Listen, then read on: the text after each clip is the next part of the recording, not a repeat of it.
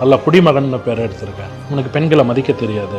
இதுக்கு மேலே நான் பேர் வாங்குறதுக்கு ஒன்றும் கிடையாது. கதவை பூட்டிட்டு பண்ணுற விஷயத்த நான் கதவை திறந்து வச்சுட்டு பண்ணாதவங்க யாரும் கிடையாது. அதை படம் எடுக்கிறதுக்கு நிறைய பேர் கேமராவோட ரூம்குள்ளேயே வந்துட்டாங்க.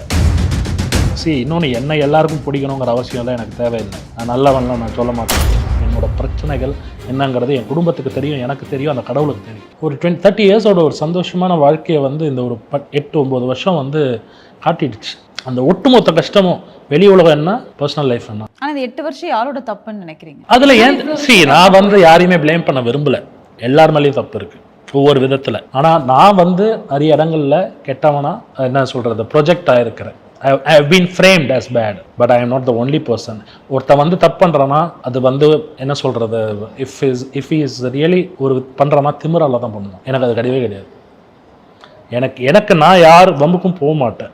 If they rub me on the wrong side, I'll show my face. And that will be projected because I am a celebrity. இப்போ நான் ஒரு கான்ட்ரவர்சியில் கூட மாட்டினேன். ஓகே, நிறைய பேர் கதவை பூட்டிட்டு பண்ணுற விஷயத்த நான் கதவை திறந்து வச்சுட்டு பண்ணேன்.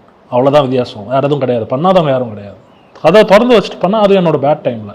அதை படம் எடுக்கிறதுக்கு நிறைய பேர் கேமராவோட ரூம்குள்ளேயே வந்துட்டாங்க. அதனால் அதுக்கு நான் ஒன்றும் பண்ண முடியாது. ஏன்னா அது அவங்களுக்கு சாப்பாடு. புரியுதுங்களா? ஆனால் அந்த டைமும் அப்பா வாஸ் வித் யூ. அப்பா வாஸ் சப்போர்ட்டிவ். எதுவுமே சொல்லலை. He was supportive. ரஜினி சாரே எனக்கு அவ்வளோ சப்போர்ட்டிவாக இருந்திருக்காரு. ஒரு விஷயம் நான் புரிஞ்சுக்கிட்டேன். ஒருத்தன் if he is drinking only 3 reasons. ஒன்று திமிரு, பணத்திமிரு. போடா, லைஃப்பில் ரெஸ்பான்சிபிலிட்டி கிடையாது. செகண்ட், சந்தோஷம், எக்ஸ்ட்ரீம் சந்தோஷம். But he will be working. அவன் அடுத்த நாள் வேலைக்கு போயிடுவான். அந்த சந்தோஷத்தை என்ஜாய் பண்ணுவான். Next day will go for work. He'll be having weekly once அந்த மாதிரி, மந்த்லி ஒன்ஸ் அந்த மாதிரி, ஒகேஷ்னலாக. 3வது, சந்தர்ப்ப சூழ்நிலை, கோவம், துக்கம், ஃப்ரஸ்ட்ரேஷன், டிப்ரெஷன். இதுதான் அவன் நிறுத்துறது கஷ்டம்.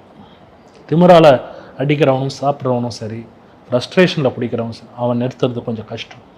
அவனா வெளியே நிறுத்தினாதான் நிற்பான்.